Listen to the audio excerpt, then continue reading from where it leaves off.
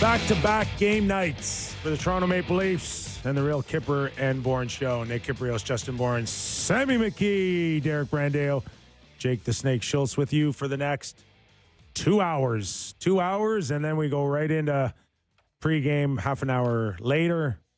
Tonight on Sportsnet Ontario, yours truly, Justin Bourne. Elliot Friedman off of a 3-day vacation in Florida.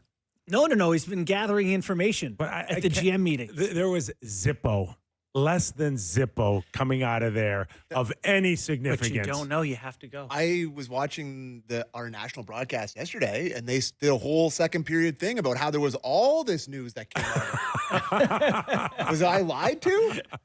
What was the news? Do you Him remember? and Kyle did a Did they make whole it thing. sound important? Well, they talked about the All-Star game, which they Oh made my sound God, we're important. all on the edge of our seat on what happens Some CBA with stuff. the All-Star. What was the CBA stuff? They're forget. going to start in June. I think they're going to start negotiating. Listen, I love Breach. I love Kyle. I love their podcast. Yes, They started talking. I was like, I wonder what's going on in the other hockey games. We can't get a jersey, but that's okay. We'll send them first class down to Florida. No problem at all. No sour grapes. To break None at all. 0 sour grapes on my part. You can't get a dinner for a regional broadcast. Any other grievances you want to Bag add? of chips. Bag of chips. Anyone out there? A bag of chips tonight. All right. On that note. Coffee! Enough on that. Yep. Rangers and the Leafs right back at it last night. 2-1 victory over a very good hockey club in Colorado. Yeah. I don't know whether we could call it a statement game for the Toronto Maple Leafs, but we can certainly say it was another building block. Yeah, I think the statement is that Leafs win. Pretty big game. You know, they've kind of been scuffling in the standings and against the good teams. Austin Matthews, good. Goaltender, very good. I mean, not that that's all that happened. We're going to get into it in depth here, but top line report of the day, pretty good all told as statements go. I think How are you feeling these They days? didn't outplay them or You were anything. down and out last week. They put together back-to-back wins, Calgary and a very good Colorado team. Are you sleeping better at night?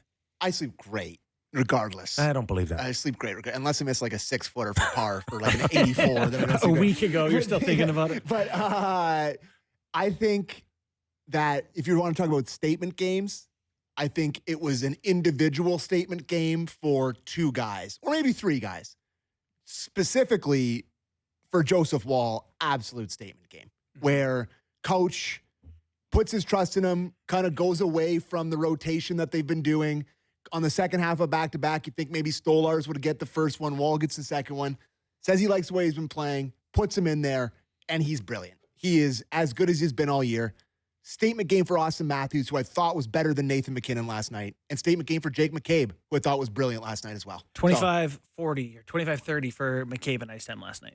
It did kind of bring us back to earlier in the season where they were able to get leads and then shut them down, like shut the opponents down. So I think over the course of the last couple of weeks for sure, started to question, you did on many times on our show, what's their identity? What are we looking for? That may be the closest we get to their identity moving forward, that they have to be a team that, I'll say it, needs great goaltending. Are they an average team with Agree great... and hate that, but agree. Average team with great goaltending and be in a position to now put the Tanevs of the world to test, Carlo to test. Like, those guys are great in their own zone. They block shots. They can move pucks out. Like, is that their identity right now? And then you hope that Austin can get hot, light a fire, go on a streak, and Bob's your uncle. This is the Toronto Maple Leafs. You know, the Barry Trotz Islanders went to the conference final in back-to-back years, and they were bottom of the pile in like possession. Like, the puck was in their zone all the time, but nothing happened in front of the net. They just defended the front, and they had great goaltending. Talking about identities, last night, Colorado Avalanche, puck in ozone time, 27:35. So that's incredible. And then the Leafs were 19 minutes in the Colorado end. So 8.5 minutes more in their end. 3 minutes of that was at the end of the second period where the Leafs didn't touch the puck for, Yeah. it felt like 3 to 4 minutes. So they're in their own end the whole game. Slot shots for the game are 16-14 for the Leafs. Yeah. That's a bit of a statement to me in itself. We're comfortable. They can have the puck here, but we can defend well enough to keep it to the outside, not give them anything too dangerous. And I didn't think that the Avs, as much as they dominated, got a lot of second chance opportunities. They got shots, they got looks, they had the puck. I didn't think it was like Woll diving to make secondary and third saves. Yeah, I definitely would agree with that sometimes you can look at the shots on goal, and many of them can come from areas of the ice where it wasn't that threatening. Mm-hmm. I think I saw more of that than I have in previous games, so that kind of gives me some confidence to say that maybe it's turned a little bit back. Are you okay with this look moving forward, that this is what they are last night?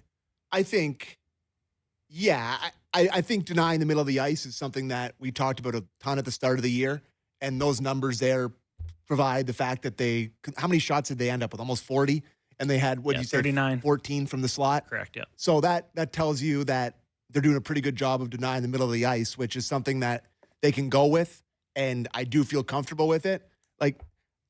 I mean, going forward towards the playoff, Kyper, you're asking me. Yeah. I'm not comfortable against anyone in any situation as a fan, as a Leaf fan. And there's any Leaf fan who's listening to this who tells you they are, they're totally lying. Well, they're not. But yeah, go ahead, Sam. But no. But what it looks like last night, you could picture that type of game in the first round, where it's 1-1. I mean, maybe not off of the back of a diving Kelly Sutherland. That's maybe not how you score your winning goal or whatever. But you can picture a game in the playoffs looking like that. And sure, it makes me feel good.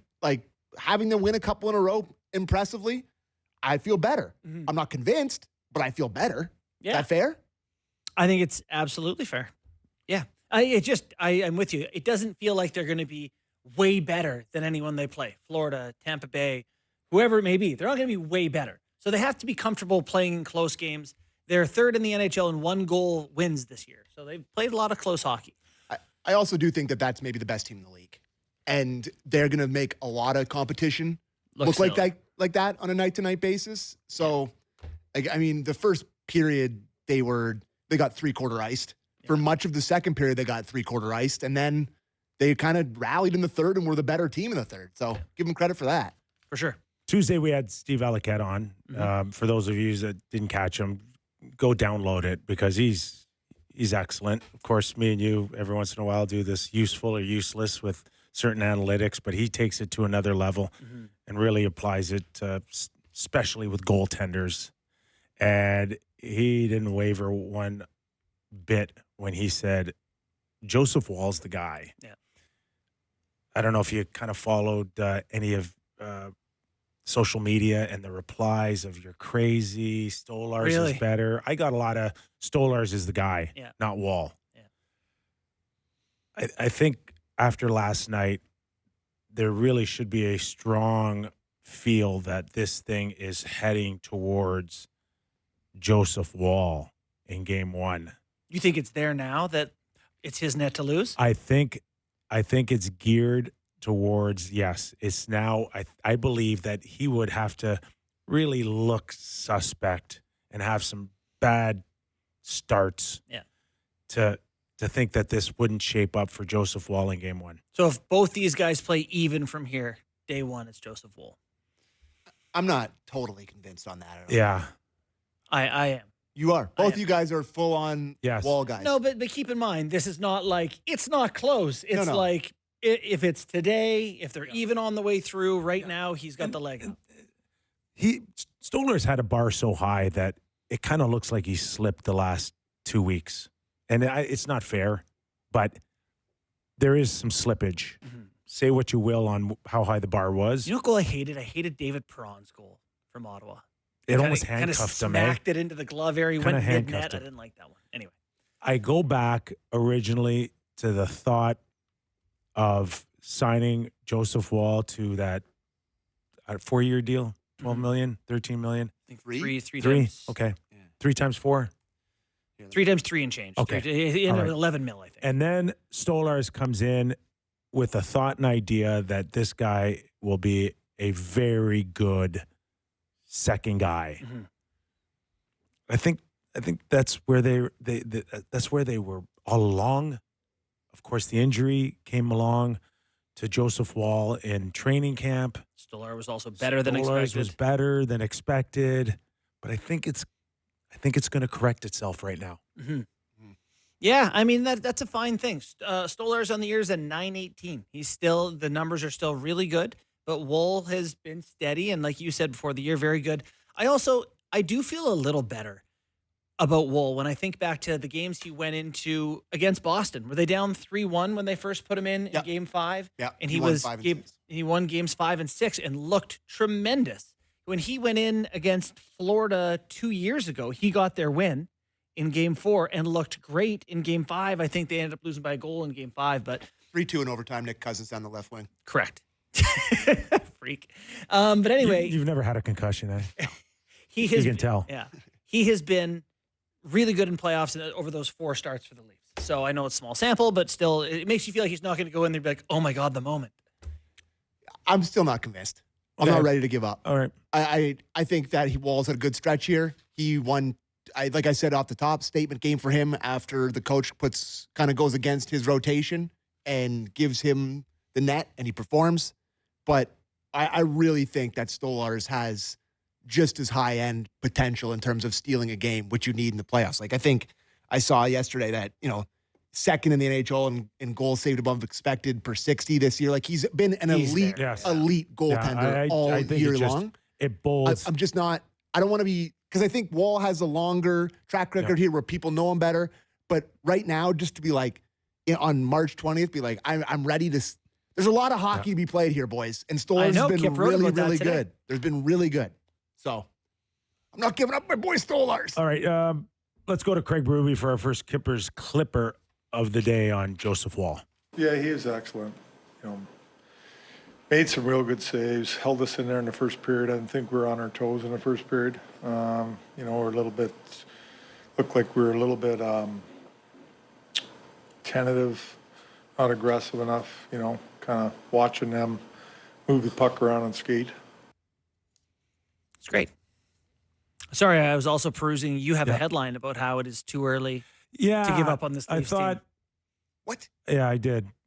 I kind of. You make fun of me so much for being Mr. Up and Down reactionary. You're just as bad. You're just Johnny Leaf fan just as much as I am. This is not a reaction to the wins, I don't believe. This is a reaction to the backlash of the slump. Yeah. Yeah. A lot of people wrote them off. You didn't? I wrote in my article today that they may not get to a conference final, whatever that means, first round or second round loss. But now, with 14 games to go, it's just far too early for me for people to sit there and definitively say that this team has no heart or they can't score or they suck in their own zone. I mean, and it's not necessarily me looking at the Leafs and either loving them or hating them. I just look around the league right now, and you just don't know what you're going to get from night to night. And I look at the Florida Panthers, and they got some issues on the blue line going into the playoffs.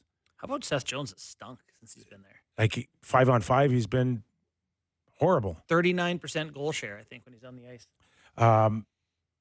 Tampa's still got some issues. I just think it's wide open. And I did write, what kind of led me to writing this article was the fact that the Florida Panthers, at the exact same time as last season, lost 8 of 10.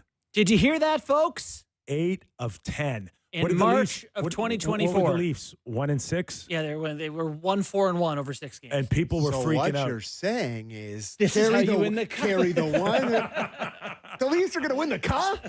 What I'm saying, Sammy, it's okay. Is there's lots of time to crap all over them. That's, and people going like, you want to get hot now. It's like, now's not it.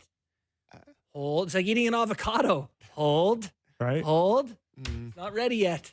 Now I'm saying that.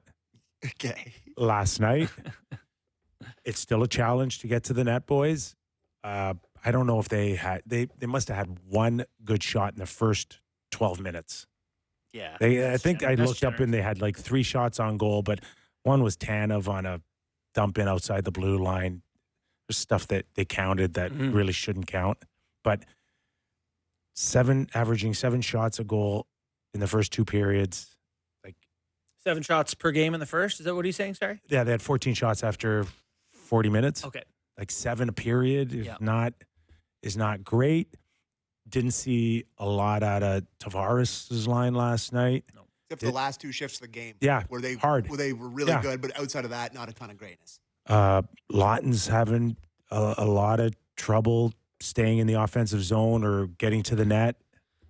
So this is stuff that in 14 games, somebody's got to gain some confidence here. Yeah, I agree with that. But what's going to be different? Good question. Well, let me take that on. Is that Okay. things are becoming different already here.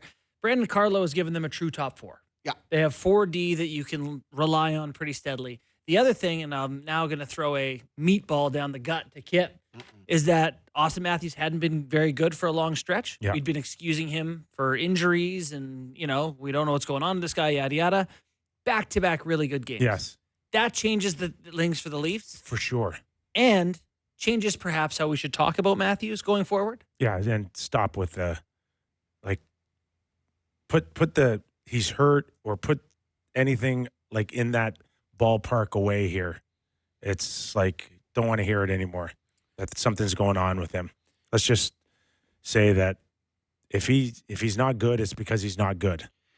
And, not to put words in your mouth here, but it's like, if he can look like he looked last night, 11 shot attempts, 8 shots, a goal, all that puck play, and the night before against Calgary, 2 goals, 1 assist, has the puck, is the leader, whatever. If he can do it in back-to-back games, when he doesn't do it the next day, we don't get to go, oh, well, that one was because he's hurt. He either can do it, which he can, or he can't. You just hope that in the event that there's a game 7 and they lose 2-1, they don't point to the 4 guys and say that that's the reason why we lost, And I know it will end up that way. Well, hold on. I'm just Why saying not? that I just hope that there could be more balance for them this time around, even though there's not. Yeah. But there needs to be. Yeah. There needs to be, or else we're right back to where we were the last 3 years, where it's like if they don't get it done, then it's their fault. And yeah, I will say, if you look at great players who win championships, we often forget the corner 3 Ray Allen has to hit for LeBron to win the championship with Miami, or Steve Kerr hitting a bucket for Michael Jordan, Max Talbot scoring 2 in Game 7 for Sidney Crosby. Yeah. These guys who didn't come off the bench for most of that game because he was hurt. Yeah, like a lot of these guys who are great have their moments.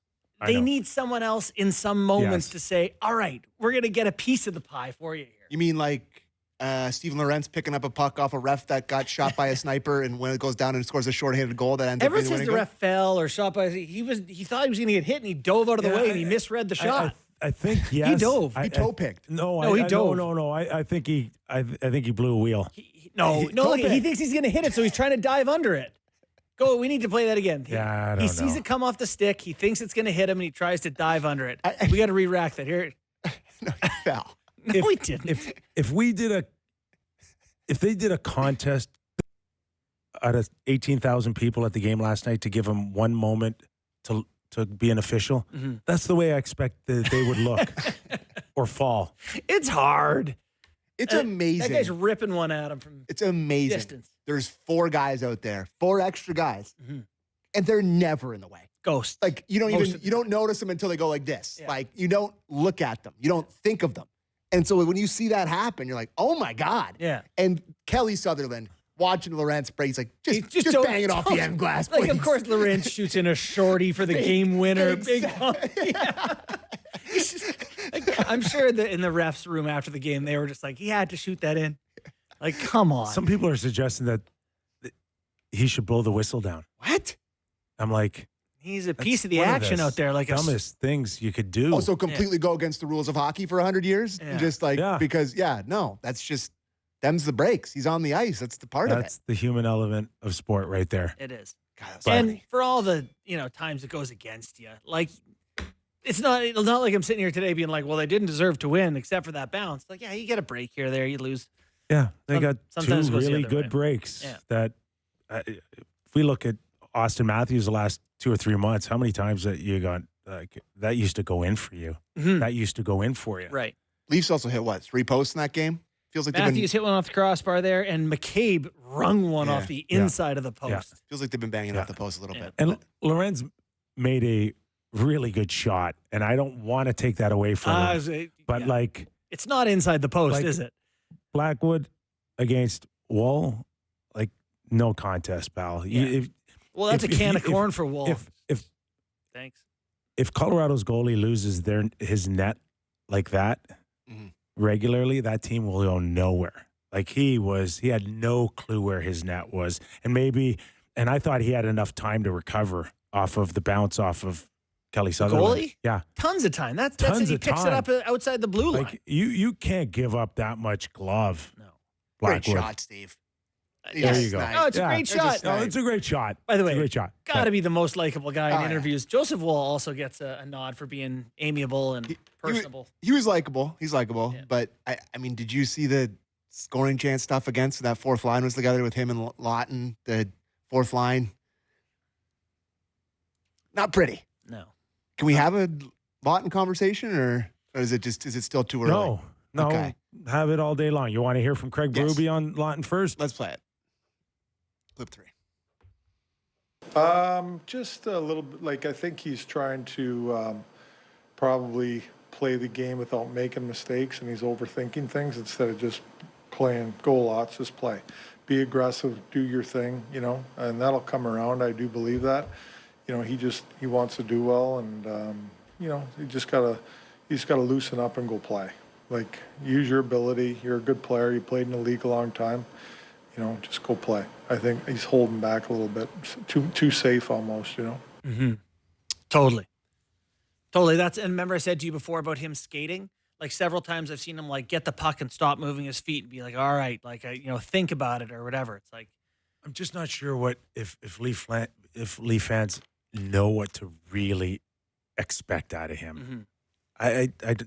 Nobody really knew him coming in with any type of reputation other than he can play tough, he can be a thorn. It's not the scoring that ever stood out in his career with Philadelphia. No, career high points of 43. He does have an 18-19 goal season, but that's like How long ago? He had an 18 goal season in 23. Okay. But like Calle is Yarncroc he- scores is 20 he a- goals. That's what you're talking Are about. we expecting him to scoring-wise. put the puck in the net? I think if you're a 43 points and 39 points, so a point every other game, I don't think goal scoring is a big part of what Okay, he's because doing. I have not think seen he's- any creativity out of him. I haven't seen him have the puck really. Yeah, I think he's desperate for one to enter the net off his stick here. Yeah. Like he needs to. I think he's a thinker, and Berube's onto something there. He's really, that just- fight is like, I know I want to do something here. For sure.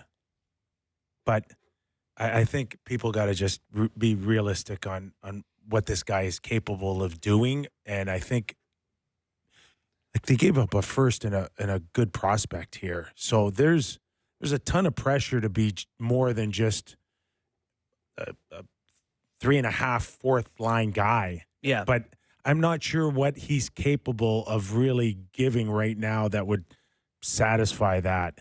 Well, go ahead. I'd just say, it's so scary when you say first, but they probably gave up a 28th in Gurbankin. It is a lot. I'm not saying it's nothing. They're valuable pieces. They are valuable pieces. But, you're talking retention. You're talking about this is not a rental. There are other things that go into the value. And for a guy like this, I think soon at some point here, you have to put him in a position to succeed. Okay, I don't know what that means because I mean, they're trying everybody on the second line, left wing. give him 18 minutes, give him 20 try. minutes. Who they haven't played him above the third line. They haven't played him with anyone yet. So if you Yeah, that's the old chicken and egg thing, okay? Ice Yep. time is earned or is it given and then earned? And that's why I like to now that they didn't say, I've never liked in the past when they get Joe Thornton and they put him on the top line. They get Nick Ritchie and they put him on the top line. They get, these guys, you should have to sort of earn your way there a little bit. They were cheaper, though, to buy. Well, that's fine. Right? And they still gave them the opportunity. So why not him? First and prospects are top 6 guys, and they're Carlo, who can play 18, 20 minutes. Right. They're not 11-minute guys. I know. So Kip, don't play him 11 minutes then on the fourth line. Unless he isn't, you really think he's an 11-minute guy, and that's Well, then it. don't trade a first and a prospect if you think he's an 11-minute guy. Too late. Yeah. So my point here is It's definitely too late. it is too late. They're grasping at straws for someone to play beside Nylander and Tavares. Grasping at straws. This guy Lawton played wing a lot for the Philadelphia Flyers. Torts preferred him there. If you're going to have Kampf in the press box and Holmberg playing center, you might as well have Holmberg play center on the third line, Kampf on the fourth line, and put Lawton on wing. Let him have a crack at second line left wing with JT and Willie. 14 games is enough for me to just see whatever you can do to help him relax. Yeah, a couple of guys who can make a play. Maybe you play an extra 3 minutes per game for a few nights in a row, and you go, "Oh, I made a couple of plays," and start to feel better about things. He wants it, and that's a great start. I think it's funny to have him be like talking like, oh, he's just got to find his game. He's got to find his, he's just got to play his game or whatever. He's like, fourth line, 10 minutes. It's like, yeah. You're in control of this. Yes. Like, you can play him with guys who make a pass. Like you're not. I'm Tough just. spot. It's Do we just- have a lineup for tonight yet? Has anyone No. seen that come out? No. Camp has to be back in. Has to be. I'm looking at the Maple Leafs PR. The media information, and their pregame media availability will take place outside the visitor dressing room at around 4:45. So we'll probably get some news trickling in around then. All right. But I would imagine Camp in. Robertson out. No, I I don't think they've know. like that I'm third with line. I Holmberg. he shook my hand during the charity function. No, but he's Keep him in. he's a threat of a goal. He's played. He is. He's played well against sort of bad competition. He actually had Rangers some good haven't been plays. He great. reloaded last night and a good F3. Couple of bad penalties though. Oh, let's talk about that. Though that happened 2 games ago. No, last game Last he night was too many. men on the ice. It was him. Was it him? He jumped too early. I mean, you get to make doofy brain farts when you're Willie and you shoot it in 40 times. Yeah. You don't get to when you play 12 and you're scoring 12 per year. So I'm curious to see if Berube says, okay, we need to have a reset. Or on your you feel focus. like beggars can't be choosers, and he can still shoot it in the net. And I need that out there. Can you imagine if they were in a position where they're like, we can't do this without Nick Robertson? It's a scary position to be in. Yeah, I don't think they're there. Yeah. No disrespect to Robertson, by the way, I would also like to say I've changed my stance on this guy as a player who, when he's not scoring, I think He's an energy guy. He is. He's hounds the puck Yeah. and he lifts sticks and he's trying. He even he's- shoots after the whistle. Shoots it after the whistles. He wants it to go in at all costs. He's that eager. Yeah, he is very eager. So I like him. Yeah, they could use a little bit more from McMahon too. They could put him up into the top 6 at times, which they did, I think, a little bit last night. But he's got 1 goal In a dozen or something. 1 goal since February 8th. Mhm. So he gets really hot at times, and he can look really, really good. But could get why he'd be a little bit frustrating for a coach with his size, and Anyways, Yep. See, and again, last night really was Bill Matthews and Nate McKinnon, right? yeah, And I think for the most part,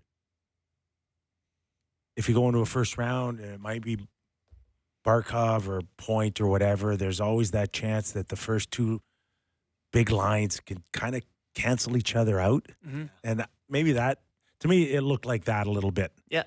That they just canceled each other out. And that's where second, third, and fourth, and Lorenz, Mhm. that's the difference between winning and losing. The bottom 6 for the Leafs is a pretty reliable, steady group. There's no one I'm like, that guy can't play. Yarncroc and, Holmberg and Lorenz and Lawton, and these guys are solid hockey players. So, yeah, they should all have a game here and there where they chip in.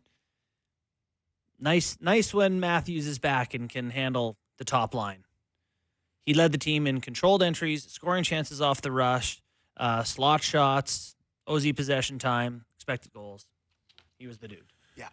After the break, we'll welcome in Dave Maloney, former captain of the New York Rangers, does a terrific job on MSG. He'll help us tee up tonight's contest on Sportsnet Ontario. Justin Bourne, Nick Kypreos will be there alongside Elliot and David Amber. What Ranger team do we think will show up tonight? Weirdest team in the league for me. Don't know on any given night who you're going to get. Lots of talent coming off a President's Trophy, but their defense has been better lately, but like their D numbers are stinky. They're not very good at preventing opportunities. The Rangers were the first team to reach 100 points in 23-24, doing so through 72 games on March 26th. Through 69 games this season, the Rangers just have 72 points. Yeah. So, like, it's a monster drop-off from last year. They traded Trouba. They've done monster things. It's a totally different team. Out. Yeah. All right. It's no baloney. We've got Dave Maloney. God, Brought to you by Boar's Head. Just takes nothing to make you laugh, eh? I mean, that's just such a weird thing to say. More when we return to Real Kyper and Bourne. Welcome back to the program. And we were talking about the Leafs earlier, having a challenge to get pucks to the net the last little while. How about the New York Rangers against Calgary the other night? Dave Maloney with us? Not No. yet. Nope. All right. When he is, are you going to ask him about that? Yes, I am. I am, because that was a very tough loss for the New York Rangers, and they've had a few over the last little while, man. Everybody still tells me Shesterkin gives them the edge for a wild card spot, and just watching him, like, he was unbelievable too against Calgary. So that was a back-to-back for the Flames. Leafs, Yes. Rangers. Rangers had been off the night before and got 13 shots. They mustered 13 shots on Calgary that night. 5-3-5 by period at home to a team on a back-to-back. With the last change. Like, think about that. Like, what is that when your team has, I don't even know what Panarin's numbers look like this year, but Trocheck and that Cooley and Lafreniere and JT Miller and Zibanejad and Kreider, like, Fox Adam and Miller. Fox. What?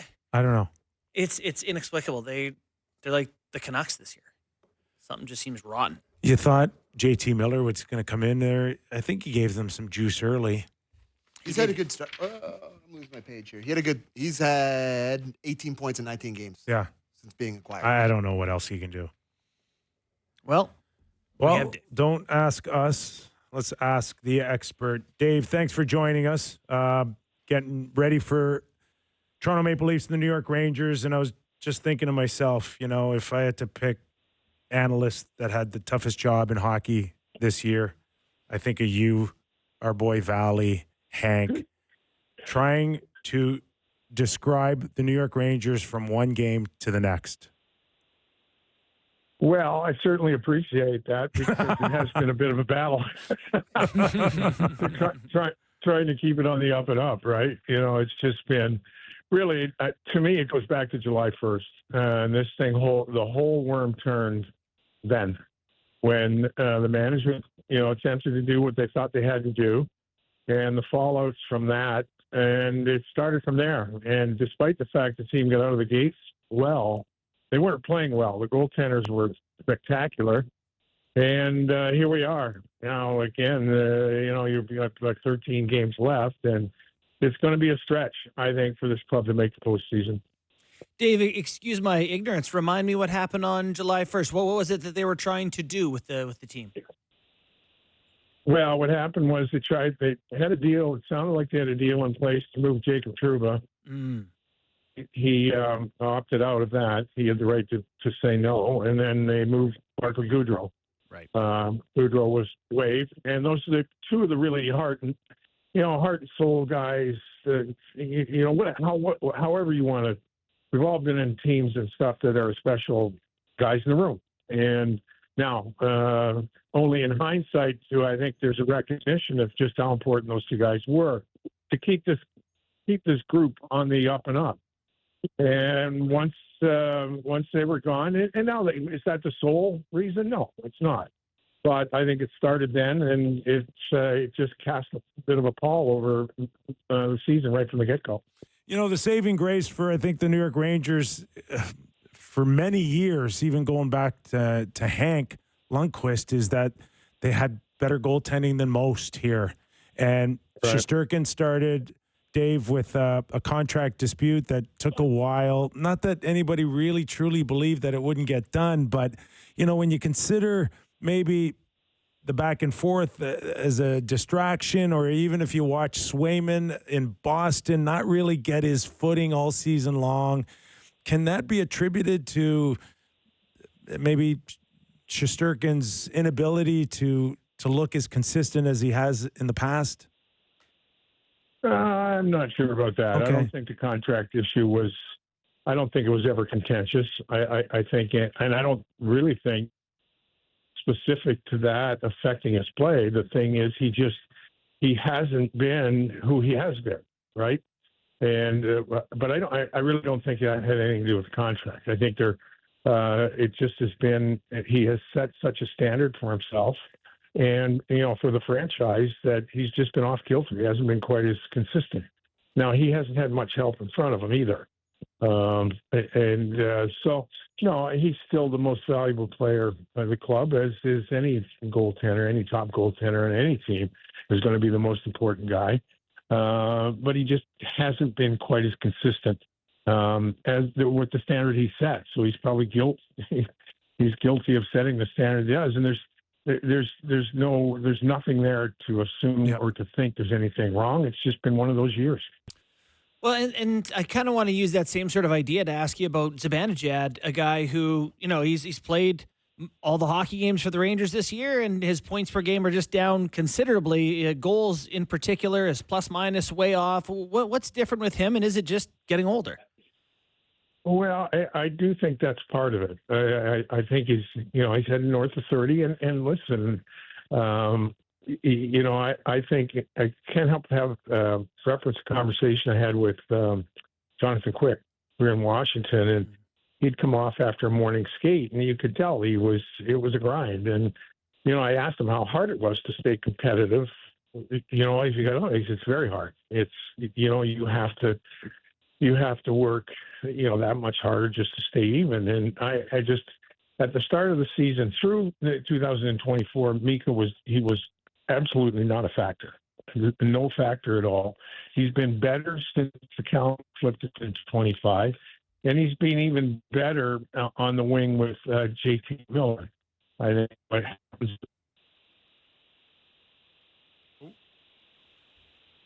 Dropped call. I don't. Oh, we got him back. We got you back, Dave. All right. I just was talking a little bit about Savannah, and I'm sorry. I'm just pulling into Grand Central here, and anyway, but no, Zibanejad hasn't been who they needed him to be, nor has Chris Kreider, nor has Adam Fox. Mm-hmm. So when you have your top guys that aren't your top guys, well, you're going to struggle, and that's exactly where the Rangers are. As far as the guys in front of Shesterkin, a drop-off is the best way I can describe all of them. It's almost as if they're all not having career years together. And Adam Fox, of course, we've known him as one of the better puck movers and distributors, and kind of times is putting himself in the same conversation as a Quinn Hughes for pace of play or driving offense. And we certainly haven't seen that at a consistent level either, Dave. No, there's no question. And I would kind of beg to differ on the Quinn Hughes comment. Adam doesn't move as quickly, right? Adam's game is the 6 inches between the right and left ear. And I think we saw in the Four Nations that he can become a little bit vulnerable if the pace is what it is. Mm-hmm. And there is no question, a guy that's going to take 23 minutes, 5-on-5, penalty kill, power play, he's a very, very good player.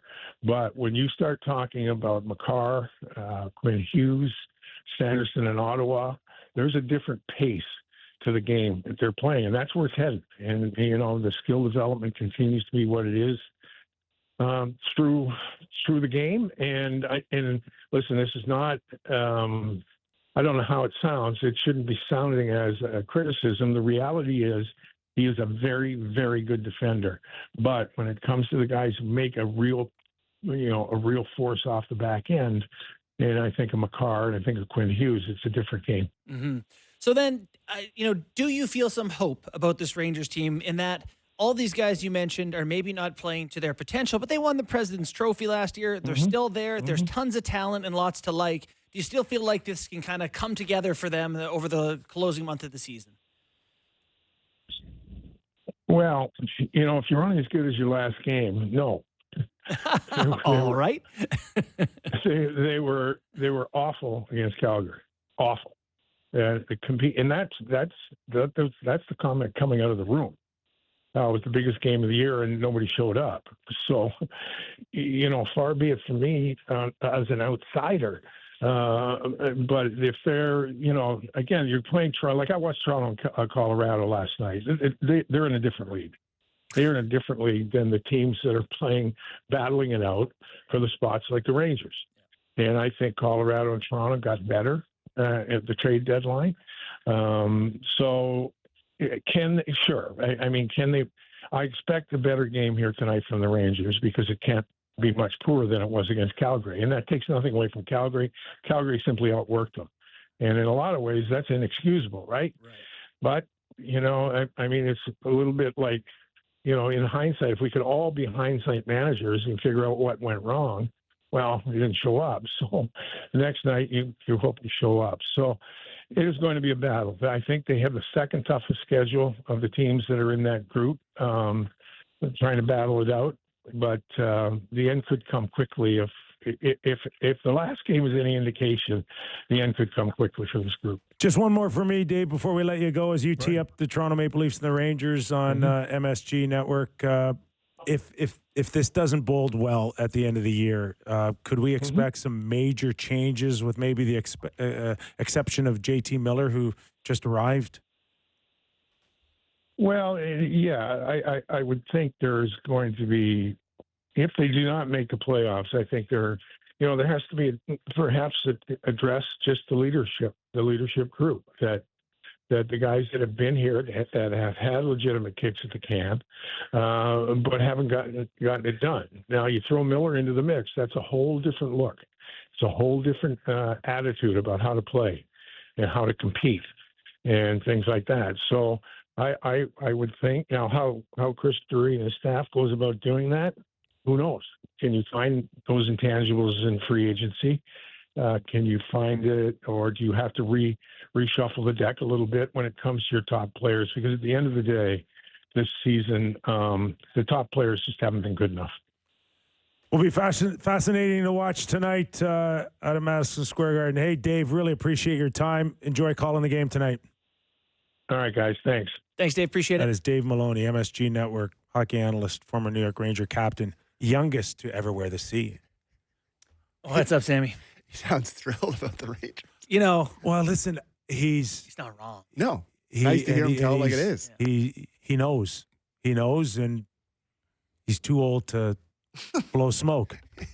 It's so true. Honest. No, it's so true. It's like that's not a guy who's like, I'm just being a fanalist and trying to keep my job. It's like they're not very good right now. Their best players have not been very good. I don't see signs of it turning around. Found it really refreshing. The one thing that I was thinking while he was talking was like, they're 14 or 15 games from the end of their season. They're in a fight for the playoffs to the death, and they got outworked at home. They got outworked at home. So is Peter Laviolette on the hook? Because as a coach, like, isn't that you got outworked at home? He's always been one of those sort of short spurt guys, right? Where it's like a 3 or 4 year span where he goes in there, rips up the room, gets everybody going, and then it kind of goes down slowly. Feels like it could be happening right now. I am a fan. Me of too. Peter. I think Peter's one of the best coaches in the league. Yes. Truly. I do Maybe one of too. the best interviews we ever did on the show, too. Agreed. Very thoughtful, smart guy. And like, if this guy cannot push the right buttons, you're not finding another one to push the right buttons. That's actually something we don't talk a lot about, is when a team has these talented guys on it and they underperform, we always go the coach. Perhaps the guys here should be on the hook for who's motivating that team. Again, Dave nailed it. It's time to break up the band. Mm-hmm. And that's what's going to happen before I would even look at a coaching change. Mm-hmm. A couple things. housekeeping. First thing, Leafs line tomorrow because it's Friday already. Feels like a quick week when they play every night. Let's have it. It's a fast week. So 416-413-4141. Call the Leafs line. And I mean, if you're a non-Leaf fan listening to this hour and you want to call in for the national hour, we don't care. We'll play it. Call in and talk about the Oilers, talk about the Flames, talk about the Canucks, talk about the Jets. We love Jets talk. Whatever you want to talk about, call in and we'll play it tomorrow. Secondly, did you guys see in the pregame, or I think it was Sean McKenzie did the feature on Benoit walking in with the briefcase? Yes. Did you end to see what happened? I just saw Luke Fox say that it's a non-electric coffee maker. Yeah. So he coffee can, machine. Coffee machine so he can have his flat white before the game just the way he likes it. So he's carrying a coffee maker, what looks like a poker chip case. Yeah, I should have told Jake to pull it up for us. We always had every once in a while a guy coming in with a briefcase. Yeah. And I'm like, It's full of Skittles. comics. Like, I would totally get, like, I love good coffee. I would never go as far as to say I'm a coffee snob. I'm the opposite. I love a cup of coffee. I even like a crappy rink coffee. Any kind Same of as you. coffee I'm I with you, love. bud, yeah. Coffee! Bingo. Yes. But like, it's not like you're going to Carolina. No. Going to New York City. You can't find a good cup of coffee in New York City? Well, it's not that you're going to be walking around Times Square. But any nook and cranny of New York, you're going to be like, oh, there's an elite coffee Well, shop. no, here's the better point. It's Madison Square Garden. Presumably, they provide a quality it's not coffee about for the that. guys. It's just He wants about his thing. Routine. Yes, it is.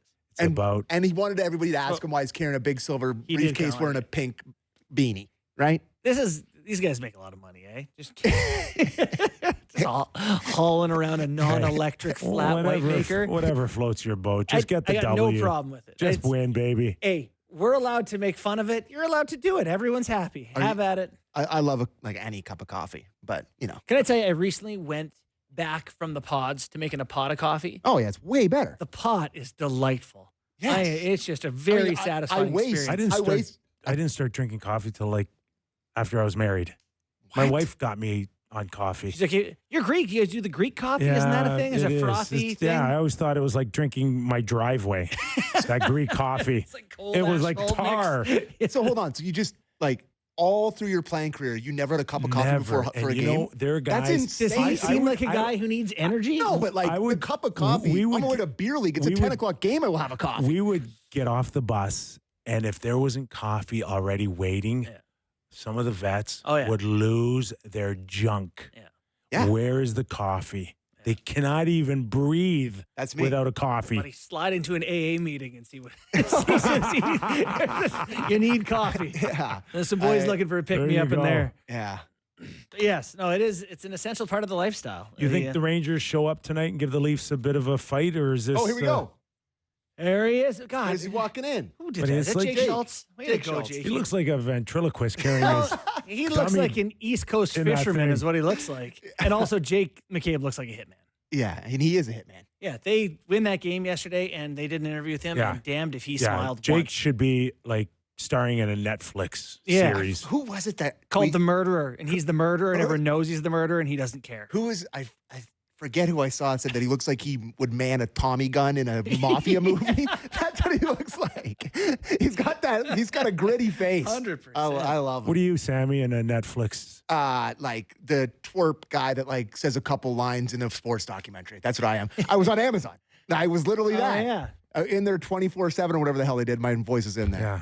I see a lot of Kramer in you.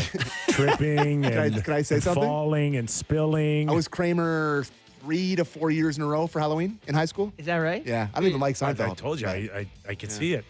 How do you just change your clothes a bit? No, I just put on like a stupid suit jacket and like Who are a. you? Like I'm Kramer. All right. Yeah, it was Kramer. Yeah, put my hair in a little thing and away we went. I see you starring in Suits, Toronto. Wow. Yeah, I'll take that. Right? Yes, And then obnoxious, just a smug, overrated. Snake of a lawyer. You got snake lawyer written all over you. That sounds bang on. Bud. You'd That be a sounds- lot richer then at least. Yeah, All right. Just like that. We've solved nothing for the Toronto Maple Leafs this past hour. Let's see if we can spread it around in the national hour when we welcome in Doug Armstrong, president of hockey operations, general manager. He also just milked 3 days, I'm sure, in Florida with Elliott. We'll get into that and more. Don't go away. All right, let's kick it up a notch. You guys were slacking in the first hour. Oh, were we? Well, not really. That's right. But I'm motivating you. Good. Like many teams are trying to get their team over the finish line. Sometimes you need a kick. Nick Kypreos, Justin Bourne, Sammy McKee with you for the next hour. We are live on Sportsnet 650 in Vancouver, Sportsnet 960 in Calgary.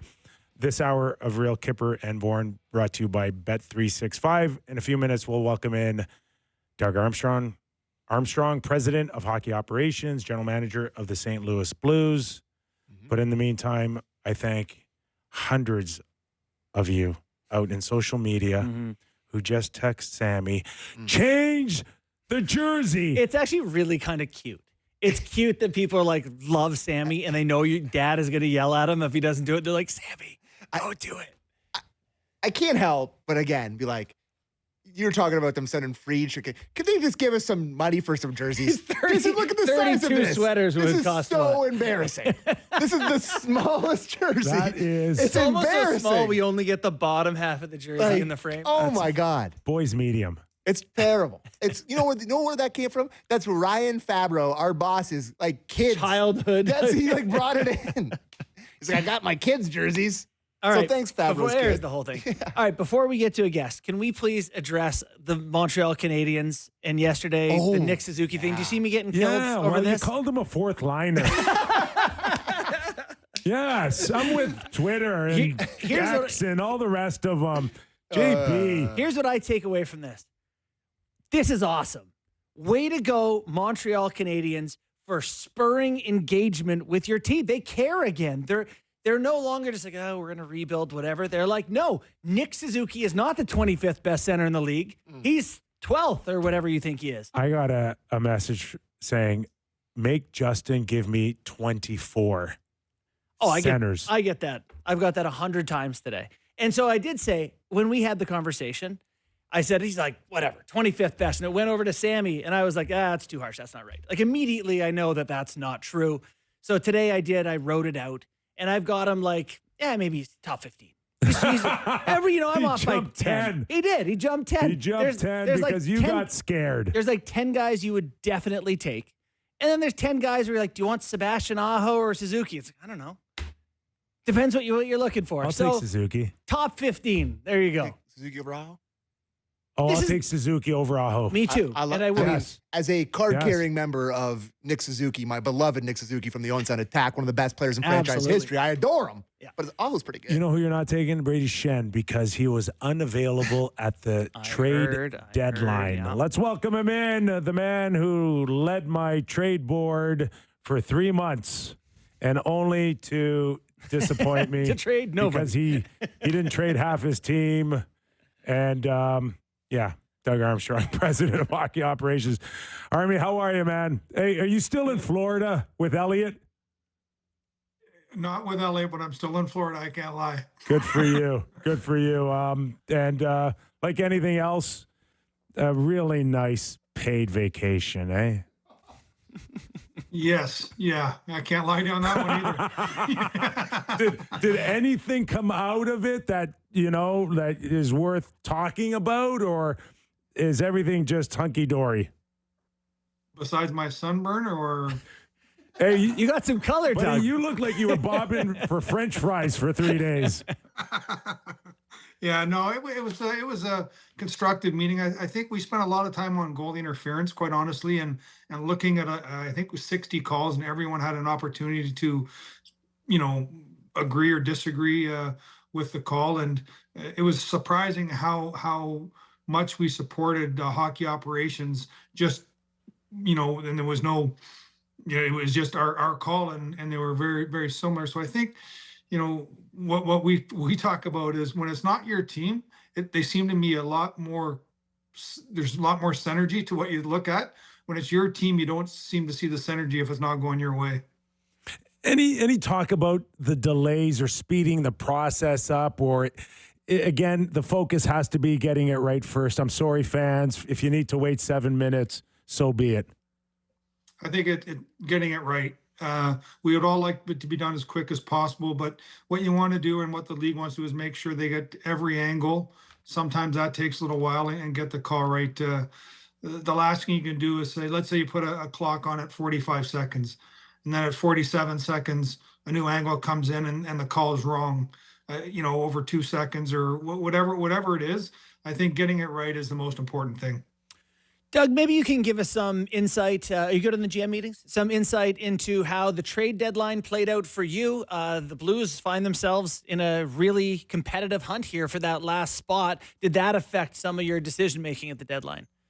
Oh, for sure. I think coming out of the Four Nations event, everybody sort of sets their table on what they're looking to do, and we were pretty honest with everyone that unless we get on a massive heater here before. We had a game on the Wednesday night in LA. We were going to be sellers, and it could have gone from the top to the bottom of our roster. And then we ended up winning a lot of games, and it just became the guys are doing their part. And I always say, and we always believe that the players tell you what to do at the deadline. You don't tell the players what to do. And they kept winning and kept winning. And they put themselves in a great spot. And so what we pretty well got to. Before our last game, saying we weren't going to make any futures trades. If anything came up as a hockey trade, we would look at it. And we ended up being content with the group that we had, and they've paid us off so far with really good play. And we have a massive game tonight, and it's. I was laughing with a couple of guys. The last 2 GM meetings I've been at, I've never looked at the scores once. And then the other night, I couldn't get my eyes off the scores. So it's nice to be back in the hunt and playing some meaningful games. As far as looking at your team and saying, okay, I'll move some bodies or I won't. Did the market or the price have a lot to do with it as well? Typically, prices do drop, right? Friday noon, 1 o'clock. Were you close on anything based on offers that you thought maybe at the time you couldn't refuse?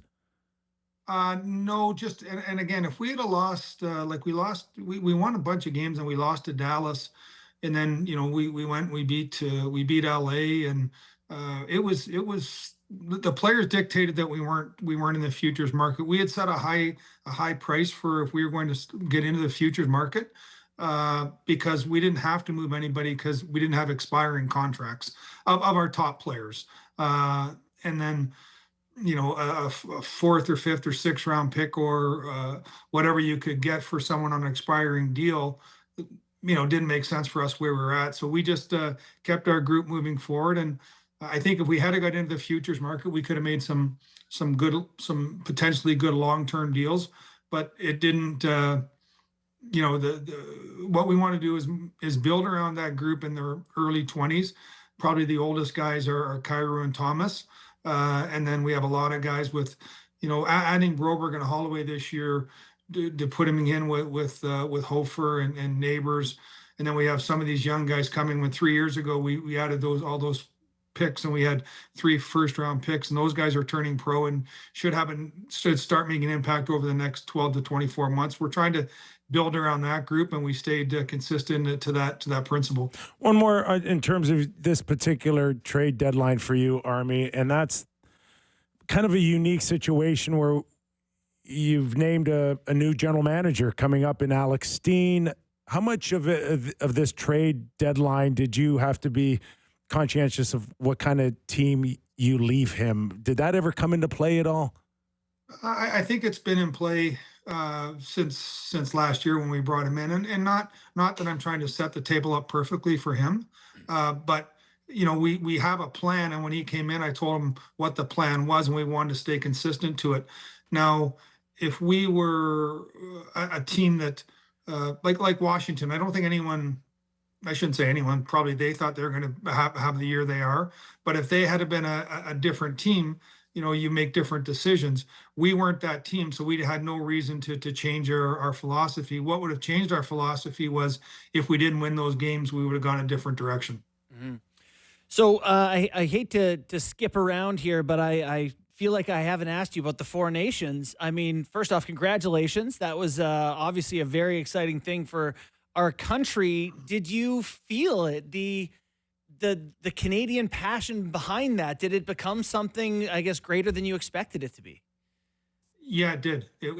I thought it was going to be great hockey. I thought that I wasn't concerned when you heard it's just another All-Star game. There's too much pride on the line, and because we haven't played best on best for so long, I knew it was going to be competitive. And I also think with the Olympics right around the corner, it was a good stepping stone. And then that Canada-U.S. game in Montreal was fantastic. It was everything that hockey wanted and needed. And then the final game lived up to the billing. So it was a great event. It shows you how the Swedes were the only team not to lose a game in regulation. The competition is going to be really, really good moving forward, and it sets up the Olympics very well and sets up international hockey play very well. There's that whole next generation. It was their first time on the big stage, and I thought they did a great job. So you speak of something that it went from we haven't seen it in 10 years to every other year now between a NHL international event and the Olympics every other year.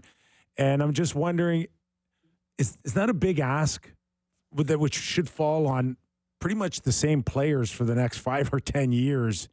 Like the amount of energy and emotion that it took out of the players, to me, blew me away, Army. And I'm just wondering, is anybody concerned that the ask might be too big every other year?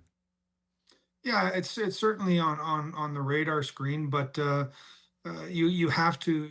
If the game wins, we all win, and there is going to be a small number of guys that are probably going to play in all of those events. But I think the pools are so deep, you're going to see other players pop in, and injuries might keep a star player out. So I think the pool might be a little deeper than we think. Probably for Canada and the U.S. more than the other countries, just because our selection process is a little bigger. But I think it's real. I think when you come out of that event and injuries happen, and they can alter your playoff picture for sure. But there is a price to pay, and I think the league and the union have agreed that if this is the price to pay, we're going to do it. And the players are 100% on board with it. And if they're 100% on board, the rest of us just get in line. Hey, Doug, when there were 3 fights at the start of that game, did you wish you had Tom Wilson? Were you thinking about it? It crossed our mind. Yeah, it was, it was, again, it was great for hockey. It's not something that we see very often. It's still part of our game. I thought that the Chuck boys came and wanted to make a mark on hockey today and hockey moving forward. They did their job. I was really impressed with the Canadian players that fought. They didn't. I don't think they went in. They thought it was going to be a competitive game, but they were there to answer the bell, and they did very well in the fights too. And after 9 seconds, I thought it settled into just a great game. You're watching and listening to Doug Armstrong, president of Hockey Ops and general manager of the St. Louis Blues. So, Army, just expand a little bit for me in terms of the big picture here, because there's World Championships that you're looking after now. There's the Olympic team that you're looking after now. I know there's some players out there that did not participate in Four Nations that would dearly love to get in and represent Canada as early as the Olympics next year.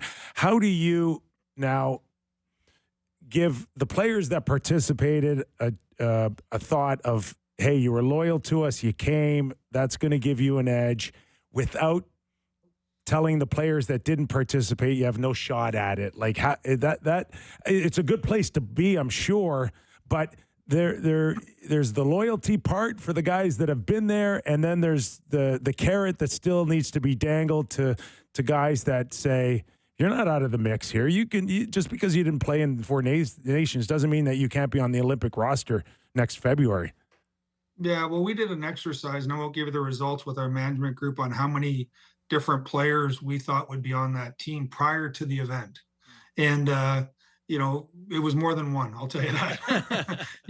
It's just, so the way that we look at it, guys, is that was a major event. The lights were brightest. We saw who performed well. Now we go into the Stanley Cup playoffs. That's the next major lights. And if you're not in that event and you have the opportunity to go to the World Championships, that's another major event. Will be people over there scouting that. They'll be watching that. And it's not, if you don't go, you can't play in the Olympics. It is, if someone goes there and plays very well, their stock rises. That's just the reality of it. Mhm. And if you want to, if you want to give yourself the best opportunity, you go and you play very well, and you move up the up the pecking order. But I think we're going to have what we heard was probably till around January 1st or till after Christmas. So the window of getting 30 plus games in next year is going to be important too. So that's the way I look at it. 3 major events coming up. You have the Stanley Cup playoffs, you have the World Championships, then you have the start of next season. And someone that I think very highly of, Robert Thomas, got hurt at the start of the season. And by the time he was up and running, our team was picked. So I think having that extra month is going to allow whoever gets injured in the first week or of the season or in training camp, they're going to have enough runway, unless it's 3 or 4 months, to get up and going. Well, talking about your guys, I thought Colton Parayko was one of the best D-men there. You talk about a guy who did a good job in a fight there. That was really cool. But one of the main decisions here is who's going to play goal. And I was very impressed. I think John Cooper and staff were kind of on the hook for a decision when they said, this is the guy, and we're running with him. And they end up being right. Binnington is huge in overtime in the gold medal game. I'm not going to ask if you were surprised, but how much input did you have in the decision to go with Binnington? And I guess just how pleased were you with it all? Well, we won, so it was 100% my decision. Yeah, all you.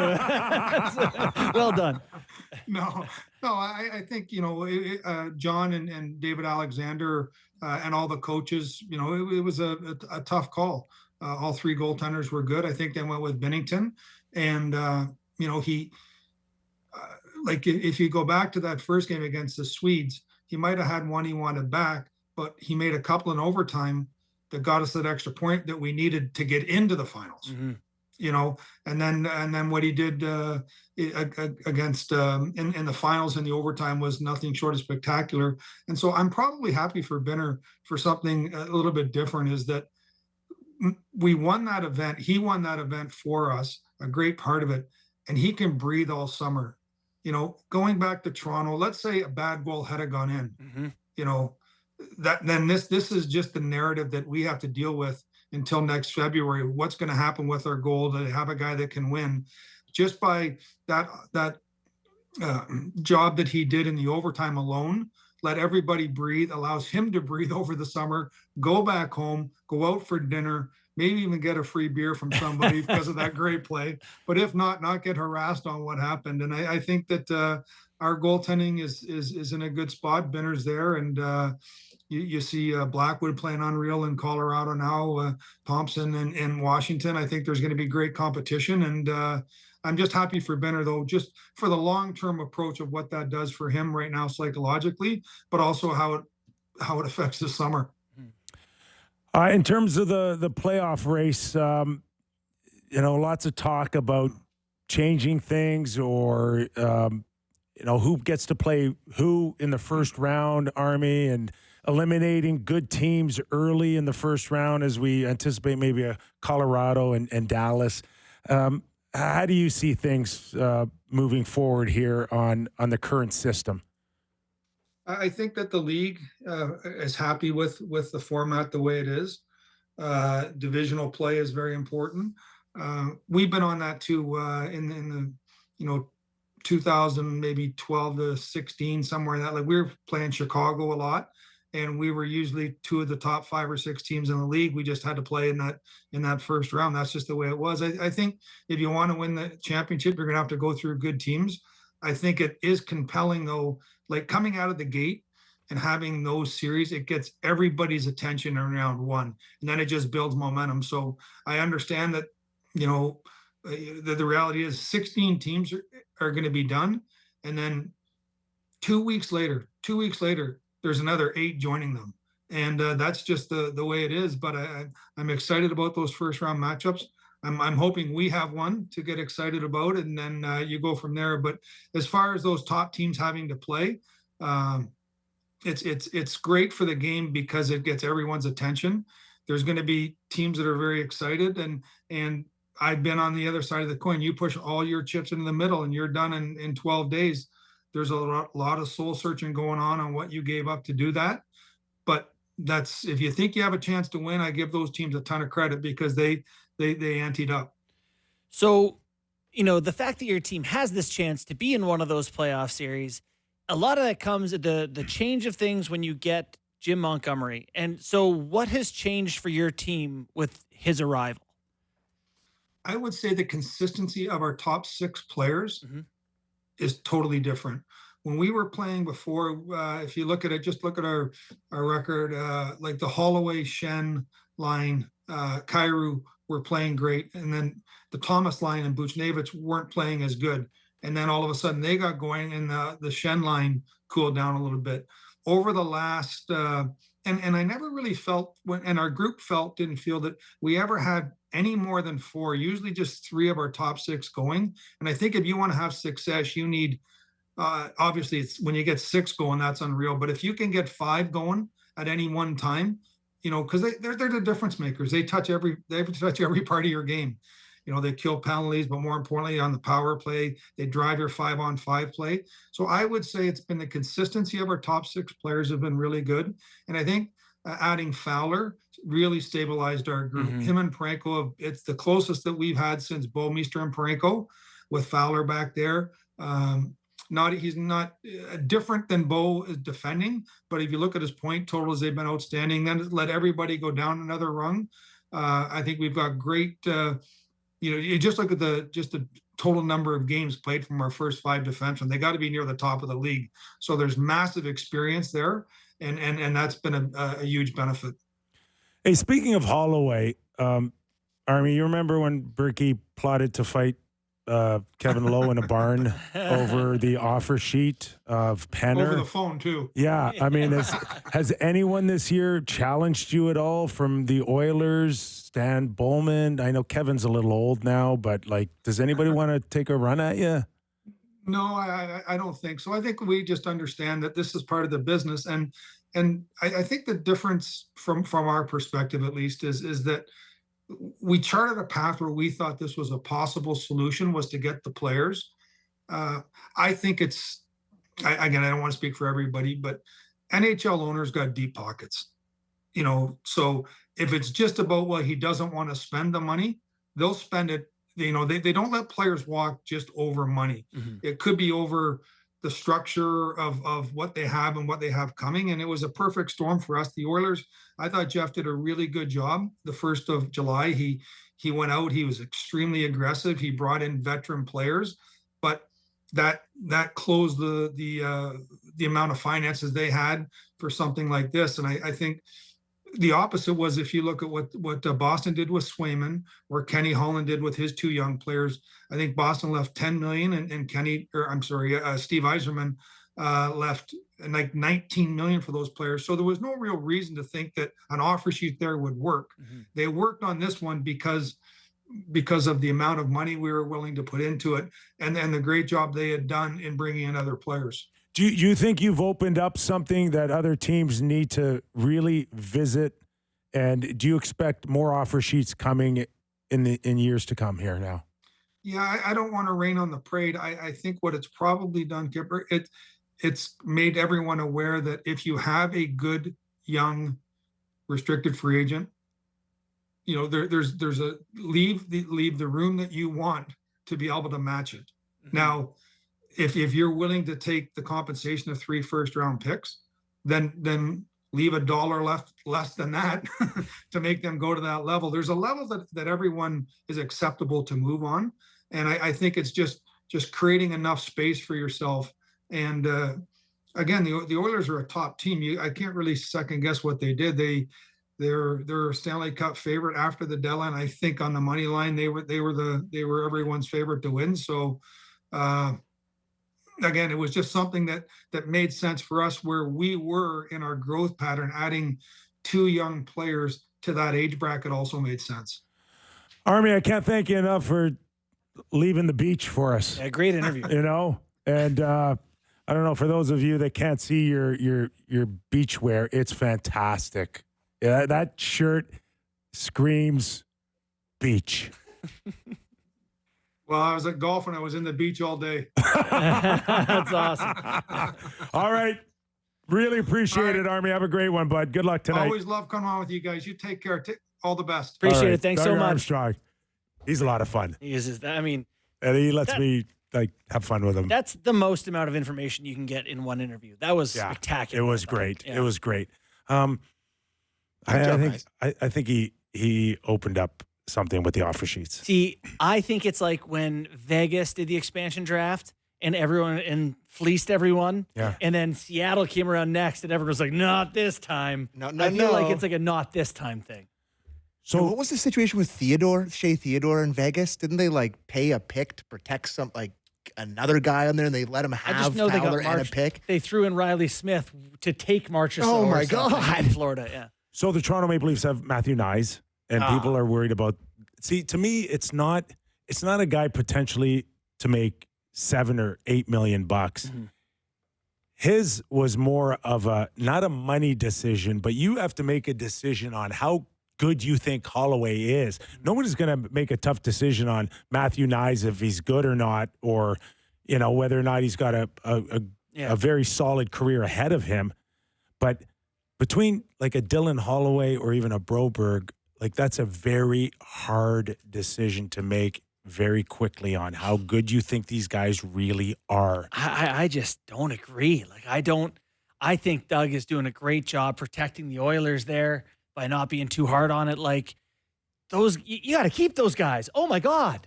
But if you think Holloway could be a guy that's in the minors or back and forth, Why would you think that? because they did. I know, but he was in their Stanley Cup, dressed in the Cup final for them. You watch him, he was Broberg. fast. He's 6'2" or 3 or something, creates offense. I know it's hindsight's easy for me to sit here and say Yeah. this. I know I'm not disagreeing. I would have. He played 25. He played 25 games for them last year in the playoffs. Had 5 goals, 7 assists. This year, through 69 games, he has 54 points, 22 goals, 32 assists, plus 13 on the year. And so they didn't leave the money is the point. Doug's point is about their cap space and that they didn't allocate the money to give It's these crazy. guys. No, they do. You just get rid of somebody. It's easy. But Doug put them in a spot to say easy. you're going to have to get rid of somebody. And they Yes. said, we don't want it. We're just going to do it. do it. Do it. Do it. And so to your point, the Do Leafs, they're losing Marner's money, which they'll probably pay Marner if he'll stay. Tavares' money, the cap's going up $7.5 million. Like you can't put the Leafs in a bind with knives. You're It's matching not all day possible, long. so they're matching. You're matching all But day long. I think to his point, like even if it's ever close like that.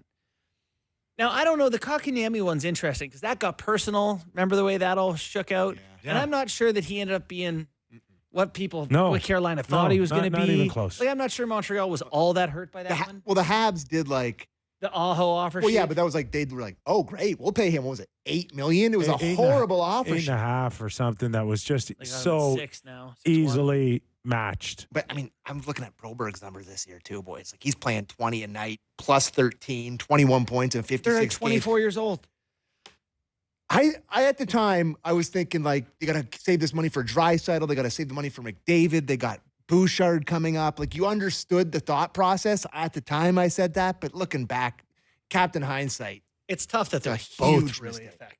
and the guys they played, like Skinner's been a lightning rod for them Dragging out there that all team year. into the playoffs. They haven't loved Arvidsson, Yeah, like it's Emerson going in there. He's been okay, but anyways. it is like it's genius that you were able to get those two guys really at the start of their careers. He's maybe the best GM in the league. And I want to say what he said about Binnington is just so great. It's just being like, we're happy we won, but this guy can go back to Yeah, happy he can exist. Toronto. Is there it's- really it's- that much it's- pressure that if he it's- gave one up, Canada would have turned on him? It's fork in the road. It is. Yeah. It is. Life fork in the road. Are you forgetting how tense? I'm This asking was- it so you can give me this answer. Are I you? know That was the answer. most If they insanely don't win, intense. If they don't win, or if he's okay, I'm not sure he's on the Olympic team next year. like, or Right. even just in the NHL, how people feel about you as the starter. Can we trust him to win us the big game? Do we need to get someone else if St. Louis starts to turn it around? Yeah, you can trust him. Yeah, you keep your job. Yeah, you play your contract. I've said it before. I'll say it again. The alternate universe where Brady Tkachuk shoots at the little higher and it enters the net is truly my personal hell. Like thinking about how life would have been different for this past Just with month the and a half. political stakes I right guess now, it's a literal month ago today that the gold medal was played. What would the last month would have looked like for Canadians and hockey fans? Like, God, thank you for saving that. Another reason why Thank you. you're sleeping well these days. Yeah, that would have been a see Mark Carney was on the ice with the Oilers today. Was he wearing goalie skates? Yeah. Yeah, he was a goalie for Harvard. I gotta tell you, like he had a tough get up. Like those skates look terrible. Yeah, they look. He looked really dusty out there. Just Yeah, gotta he say, a did. lot of dust. Give him credit for going out there. Yeah. But Mr. Get that Wide open. Albertan. yeah, like interest you're wearing cement boots out there. You know, I think it's great that he's not embarrassed to put himself in that spot. Yeah. Let's check it out. He played Just- hockey. Just hit the net with a wrister. It's game time. Presented by Bet365. Visit the app, play the odds, and find out why it's every ordinary at Bet365. Must be 19 plus. Ontario only. Please play responsibly. Lots of action on the ice tonight, and big ones across the league. Yes. Specifically, the general manager of the St. Louis Blues we just had on. I got to tell you, we're getting a lot of hate on the Vancouver text line. Vancouver people can find anything Oh, for to the hate Blues on. jersey? Oh, the Blues jersey. Anti-Canadian, the anti-Canucks bias on this show is astounding. Blah, blah, blah. Anyways, we have like a Canucks guy on every week to praise and talk about the Canucks. Anyways, Hey, send it all to Sammy, by the way. Yeah, well, I am. I don't participate in any of these Hey, decisions. you hit up Rutherford for a Canucks sweater. we have one. We have a good one? Yeah, we do. I mean, it's small. It's like in between this one and normal size. Oh, it's not one I can hang from my rearview mirror, is it? No, it's not the Oilers one. So, anyways, in St. Louis tonight, Canucks visiting them. The Blues are big favorites tonight, minus 140 on the money line. Really good matchup, as good as you can hope for at this time of year, plus 120. The Montreal Canadiens, another huge game here tonight. Give me Nick Suzuki 9 goals tonight. After the break, Hey, we're going do not dare to suck up now. After the break, after this, we're going to go through all the centers and we're going to say who you'd rather have. No, we're not. Okay. Anyways, the Montreal Canadiens are plus 120 in New York, taking on the Islanders, who are minus 140 on the money line. That's a really good game with lots of playoff stakes. Looking through some of the Calgary Flames continue their East Coast road trip, taking on the Devils. They're plus 145 in New Jersey. New Jersey's big fave there, minus 170. And I'm just looking at the other ones across the league. A really, really good one in Edmonton tonight. Two of the premier teams in the NHL. Winnipeg visiting our Jets, visiting the Oilers. The Jets are minus 105 on the money line. Oilers minus 115. Pretty much a pick 'em there. That'll be an excellent matchup between two of the best teams in the league, which are both Canadian. Yeah, with Draisaitl out, that swings. Yeah. things for- Yeah. So Draisaitl not playing, which sucks, but McDavid's still playing, so that'll be fun. Anyways, that was Game Time presented by Bet365. Visit the app, play the odds, and find out why it's ever ordinary at Bet365. Must be 19 plus. Ontario only. Please play responsibly. Okay, we'll take a quick break. And when we return, we're going to put our heads together and we're going to figure out what the heck you do with the NHL All-Star game. Cancel it. Oh, can I say that can we before the go break? to Oh, break? sorry. Can we go to break first, Sammy? Yeah, sure. Sorry. Cancel it. Okay, go ahead. More Sammy when we return after these words. As a reminder, this hour of Real Kyper and Bourne brought to you by Bet365. Nick Kypreos, Justin Bourne, Sammy McKee. Before we get into NHL news and notes, well, this includes it, but before we get into the All-Star conversation here, what's the latest on expansion? So ESPN has reported and confirmed by our Elliot Friedman that Dan Friedkin has emerged as a strong candidate to bring expansion team to Houston.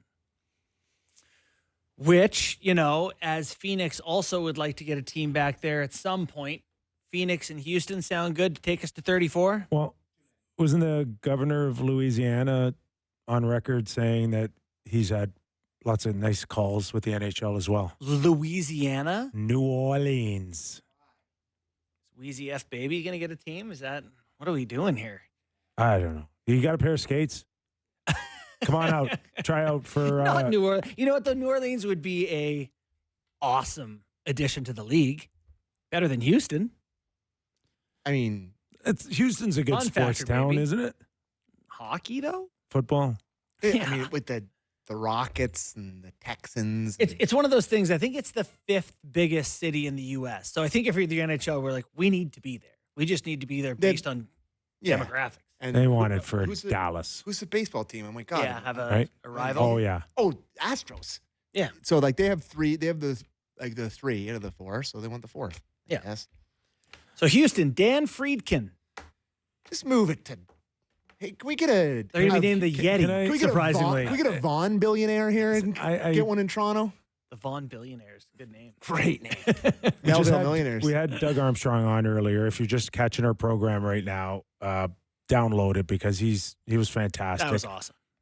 One of the questions that I asked him was the overall stress that it may put on players now to perform at this level every other year. That will lead to a what do we do with the NHL All-Star Game conversation. But I really believe that we got to find a way, maybe in those international years, to cut games down, not keep Less regular season games. Less- Well, now the NHL's out on international. when you're in a position where you could sell a Four Nations tournament and hit those high marks of interest and TV money and sponsors, Give the rest of the players a break. take a little bit off of 82 games. How many? Go the year of an Olympic event. Oh. Go to 78 games or go to 76 games. We are going to run these guys straight into the ground. I asked him about the stress of the players. You know what he said? What's best for the game? He put the game ahead of the players.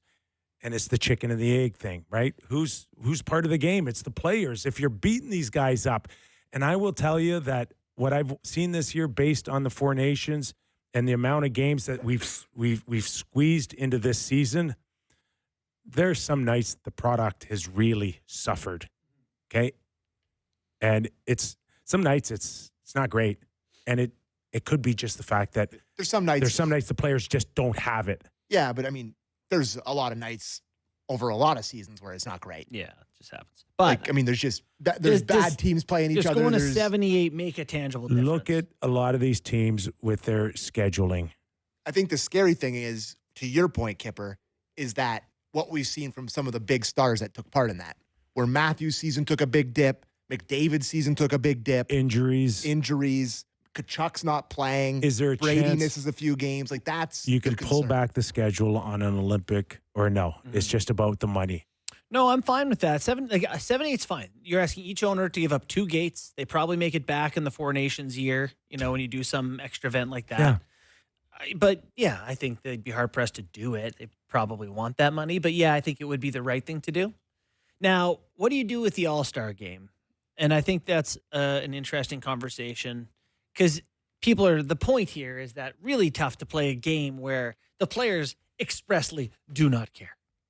They do not care who wins and loses. And how much did they win if they won the whole thing in the past? Maybe 50 grand or something. Not that 50 grand is nothing to the rest of us, but to those guys, if you're at NHL All-Star, you're making 10 million. Wasn't it for the skills comp in Toronto? Wasn't it $1 million? $1 million won the skills comp, is that right? Or no, there was the winning team for Yeah, the 3-on-3. winning team. There was $1 million involved Yeah, for and the then- 3-on-3 team. Okay, and there's maybe only 6 guys. So maybe it's a lot more. Yeah. Maybe it's I can't remember what the 25 number was. grand, I don't know. I remember the team winning $1 million, but I have no idea how many guys are on each team. It doesn't seem like that's enough to motivate them. No. So Can we kill the 3-on-3 though? you want to go back to 5-on-5? Even if it wasn't an Olympic year next year, like based on the level of competition and how hard you saw the guys go, like how could you ever go back to that? You might have to do like a Comic-Con, but for hockey players, like a fan expo where it's just like, a convention floor and the players, instead of Yes. playing a game, you got to go mingle with the fans. You got to sign autographs. It's Stand got to behind be the rope. Yeah. Don't feed the animals. It's got to be a thing Yeah. for the people. You're not going to like play a game, like a but petting zoo. we're going to go celebrate the game Right? for the weekend. Yeah. You still gotta have.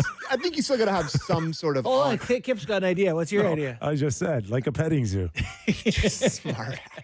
I think you gotta have an on-ice element of some kind. Yeah. And then a skills contest still. Sure, 'Cause people But- love that. but if you want to do like a 3-on-3, I mean, maybe you don't want to take ideas from the NBA, but They had the worst experience. sure. It was But even a when- disaster. Pro Bowl, is it already dead? But even in years past when it's been good or like good-ish, they've had the rookies versus the sophomore game where they've had the young stars in the game kind of play against each other.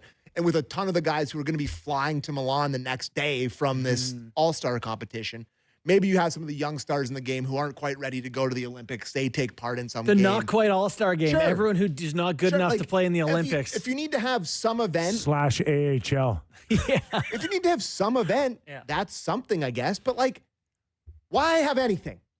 No one likes it. Is it just for the corporate build out? Is that why you're doing it? Is it for but kids? it's like, I guess. part of it is that there's not a whole lot of moments where it's just like no pressure for wins and losses. Let's get to know the personalities of the players. Let's see their faces. But they had no personality. That's limiting. We tried to put capes on them. We tried to dress them like Miami Vice. Like, disaster. It was.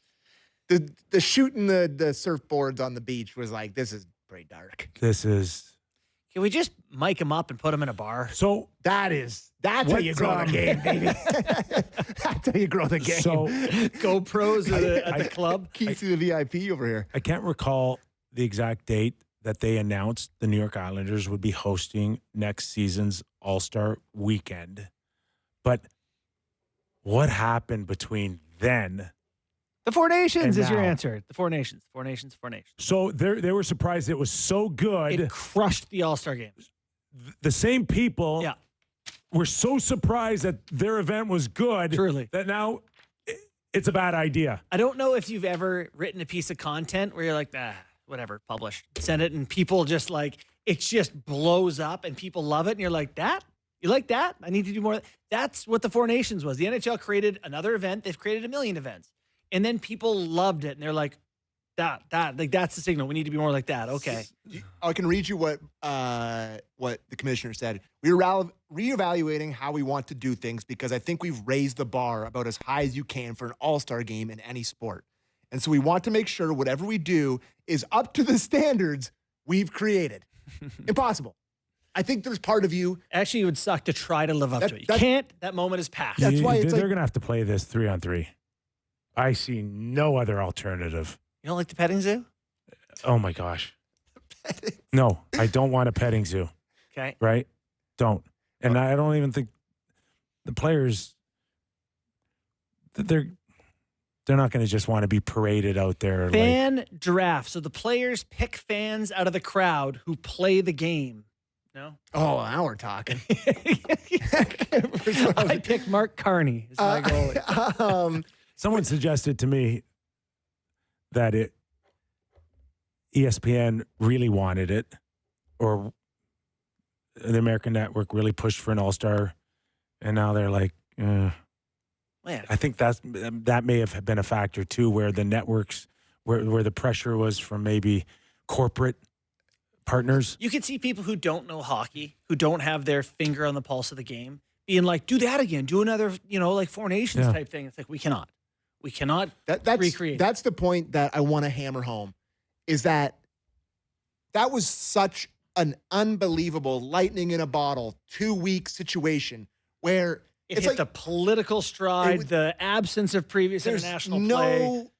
ever way you could ever live up to that. So I'm not saying don't even try, but be careful with your expectations, what it's going to look like again. Like, it's like them making Happy Gilmore 2. It's like, do we really need this? Why are we doing this? Like Happy Gilmore 2, you have to go into it knowing it's not going to be Happy Gilmore. Yes. It cannot my be as favorite good. movie that Yes. they're going to absolutely butcher. No, yes. they're not. But so you have to appreciate the nostalgic moments and the fun, Sure. the callbacks, and that's what you're creating with the NHL in some way with the All-Star game. I obviously don't have an answer, but you can't play a competitive event. You think Islander fans definitely want something, or if Yeah. they cannot cancel it, right? They can't outright say, Well, part of take building the weekend off. a new or- rink is like it comes with, the league's like, all right, we'll throw you a bone, make you a little money back, Every- give you an event. Every city, every community, clamors for it. Yeah. No matter what we think of it, it attracts. It makes money. It books hotels. It Yeah. Brings hockey people together. There was a legit buzz here. The one here in Toronto was great. I took my son to the skills contest. We It was good. awesome. We were down to that fan expo. It All the was. people that went through there, the petting zoo, if you will. We were the animals in Yeah, this case. we had rope around us. I Kip told was many eating people, hay out of that lady's hand. do not feed Sammy. He will follow you home. Kyper, you made some guy drive across the city with the biggest amount of Greek food I've ever seen. Yeah, we ate George a- Kalinikos. Yeah, Yeah, it was we- unbelievable. Ate a box. Unbelievable. It was so good. The guy brought a box of wine. Anyway, that was a good time. So what about the draft? Yeah. Yeah, so it sounds like Bettman Gary really doesn't like hates this idea. the decentralized draft. Yes. He doesn't like it. And you know Yes. why? Because it stinks. Well, not to go full, like, we're all looking for the guy who did this meme, but it's like, Wearing you're a the hot dog commissioner. suit. You're the commissioner. Yeah. I don't know where it would stem from. It's certainly not player or NHLPA driven because they have nothing really to do with the draft until the second someone gets drafted. And then there's a little bit of, where he stands on how close he becomes a member of the PA. So this is all Gary's office and his respective clubs going, it's not working for us anymore. If the one thing that bothers me is you hear teams saying, well, we lose money on it because we bring everyone. It's so expensive for Yeah. clubs. I wish we had more time with the Army. I would have said, But that's the cost of doing business. Like they're like, oh, we get to have our war room with 40 people all in the same room back if we don't go to the draft. It's like, okay, no one cares. No one cares that you save $1 million. It's a cool event for the fans and for the drafted players, and it's a signature event for the league. It's better than the awards ceremony. I think they were happy with the Sphere. Yeah, I think Sphere was cool. I think that's probably why Gary's like, could we do that The one league again? did a couple it's- things it's- twice that are but well, and they're like, what have we done? I think it's too expensive, Yeah, it probably isn't cheap. right? Can't imagine. And the other thing, Saw a movie there and it was Cool, 200 hold USD. on. Yeah. It's too expensive for who? The NHL? yes, What does it cost for the Sphere for a night? $3 million? I don't know. yeah, maybe 4. They're about to do a TV rights package for like $10 billion. I don't know. Yeah, the numbers are. yeah. I have no idea. You're probably right. If Amazon's leading the way, you're probably Do you right. care about this event at all? And if you do, and you should, okay, that's the cost. There's just some things cost. Tell that to the accountant. Well, but that's the thing to me, Kip. Okay, so you need to make this much more. Like, The other thing too is they're used to taking over a building for a weekend, and that didn't happen at the Sphere. yeah, you're in and out. You're Not in and out. You don't even get access to this facility till like 4 a.m. Oh, Like, really? So oh, you just yeah. got to rush everything in. They got to whatever rush they- everything. Behind the scene, I know they actually did a very good job as far as Yeah. what we could tell on TV Looked and how amazing. it looked. It looked Yeah. amazing, but behind the curtains, it was a cluster. You know what? right. But if you can pull it off once, Yep. you can pull it off twice. Duck, you got the legs in the water. What's the expression? It doesn't matter. So Is it like? Do the kids miss out? Like we've seen kids not being Yes. drafted. We've seen them crushed. A lot of them. Would you not rather just see the sure things? But I mean, you get that like incredible moment that the kid walking up on stage and everybody holding the jersey, Shaking and it's hands like, with the people you know, he's going to it's be like working with, that's and it's part of welcome to the draft. league. It's part of the draft, and it's like those COVID ones. Remember where it was like those ones sucked. They're They're like home- in like with their The NFL one, or they're like Yeah. with the same. That's nice and all, Yeah. but Anyways, quickly, shout out to my hometown Attack. I'm wearing the hat today. 3 games left in their schedule. They were awful to start the year. They've turned it around. They just need a few points this weekend to potentially make the playoffs, and they were out of it. Dead. Worst team in the league, and they've gotten hot. Starting tonight in Barrie. Beware the bear. Go Attack. Look at me. You're not getting free tickets. Free Okay. tickets. I'm going to coach next year. Wouldn't even hire you to be the nutritionist. That's for sure. that'd be the last job to give him. Busy night in the National Hockey League. Enjoy your game as we head on to Sportsnet Ontario for the Leafs and the Rangers. Yours truly, Justin Bourne, David Amber, Elliot Friedman. Going to be a fun night. Join us tomorrow off the rails Friday. We'll track down your friend and ours, Mr. Doug McLean. Have a great night, everybody. And hi, Jeff.